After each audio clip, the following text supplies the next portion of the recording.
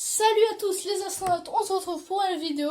Bien sûr, c'est Science. Aujourd'hui, je vais vous parler d'Apollo 8, qui est l'une des plus grosses missions du système Apollo. Du programme Apollo, pardon. Apollo 8 est la seconde mission habitée du programme spatial Apollo. Son importance est aujourd'hui masquée par leur succès. 6 mois plus tard, d'Apollo 11.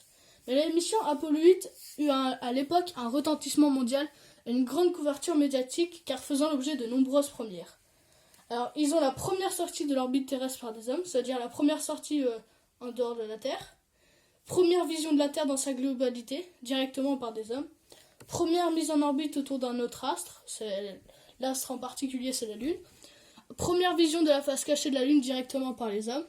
Première vision d'un lever de Terre depuis la Lune par des hommes. Dans le cadre du programme Apollo sur un plan technique, ce fut la première mission lancée par la fusée spatiale Saturn V.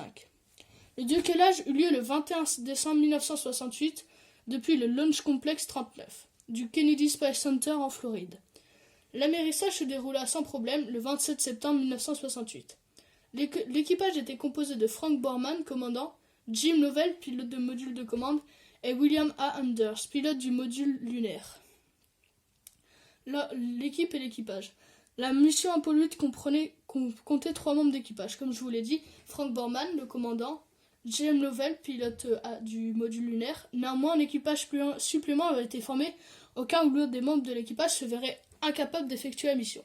Alors comme je l'ai dit, à chaque fois, dans des autres vidéos, à chaque fois qu'ils ont fait une mission, ils forment d'autres personnes pour au moins ils puissent être sûrs que le vol aura lieu. Alors c'est à l'exception de Fred S qui intègre l'équipage de secours en remplaçant de Lovell qui remplace Collins qui était malade et a dû laisser sa place à Anders dans l'équipage principal. C'est-à-dire que Collins, en fait, il avait un problème il me semble qu'il avait n'importe quelle maladie et il a dû laisser sa place. Enfin, Collins, on parle bien de celui qui n'est pas allé sur la Lune mais qui est allé dans Apollo 11. Et il devait y aller, mais il n'y est pas allé finalement. Il a dû laisser sa place à William Anders. Alors, les 3 pilotes qui ont été contactés et en même temps se sont formés, c'est Neil Armstrong et Buzz Aldrin. Alors, ce sont qu'ils ont fait Apollo 11. Alors, le lanceur Saturn V. La fusée spatiale Saturn V, utilisée pour mettre en orbite Apollo 8, fut désignée. Il s'agissait du 3e exemplaire construit. À l'origine, le lanceur terminé le 20 septembre 1967 n'était pas destiné à permettre une mission habitée. Bien que la mission inhabitée Apollo 6 ait montré des défaillances importantes de la fusée, la NASA estima qu'elle serait en mesure d'apporter des corrections suffisantes pour envisager un prochain vol habité. La mission SA-5-O3 fut ainsi programmée pour emmener des hommes. N'ayant à son actif que 2 lancements avec cette fusée, l'équipe au sol du centre spatial Kennedy avait des difficultés à tenir les horaires. En août 1968, la mission changea complètement. SA-503 devait emmener des hommes vers la Lune sans transporter de module lunaire, mais une maquette. Le module de test de même masse que celle utilisée pour les missions Apollo 4 et Apollo 6. Afin de réaliser rapidement les derniers ajustements, ils furent délégués à des équipes séparées. Les principales modifications concernaient la sécurité de l'équipage. Le 21 septembre, le module de commande Apollo 8 fut placé au sommet de la fusée, qui fut déplacé de 5 km pour être amenée sur le site de lancement. Elle y arriva le 9 octobre. Les essais et vérifications se poursuivirent jusqu'à la veille du lancement. Lancement et transfert. Apollo 8 fut lancé à 7h51, le 21 décembre 1968. Toute la phase de lancement s'est produite pratiquement sans encombre. Seuls quelques problèmes mineurs se sont présentés. Les 2h38 qui suivirent, l'équipage et le centre de contrôle s'assurèrent que le vaisseau était complètement opérationnel et prêt à être lancé sur la trajectoire d'injection translunaire. Après que le 3e étage eut placé la mission en route vers la Lune, il se sépara. L'équipage fit alors tourner le vaisseau pour prendre quelques photographies de celui-ci, tout en vérifiant que la navigation fonctionnait. Ils virent à cette occasion et pour la première fois de leur voyage la Terre en entier. Ils furent les premiers à assister en personne à un tel spectacle. Borman s'inquiétait que le 3e étage reste si proche du vaisseau. Maintenant, on va parler de l'approche de la Lune. Le principal rôle de Jim Lovell en tant que pilote du module de commande était de superviser la navigation. Savez-vous qu'en apesanteur, les astronautes devaient dormir attachés et sans oreiller, ce qui saoulait les astronautes. Et aussi, Borman avait soi-disant développé une gastro-entérite. Au cours de cette première diffusion, l'équipe proposa une visite du module et tenta de filmer la Terre, ça veut dire la première émission télévisée. Cela fut cependant difficile, d'autant que l'image de la caméra s'attirait à la moindre source lumineuse. Après 17 minutes d'émission, la rotation de l'appareil avait placé l'antenne en dehors du champ de réception de la Terre.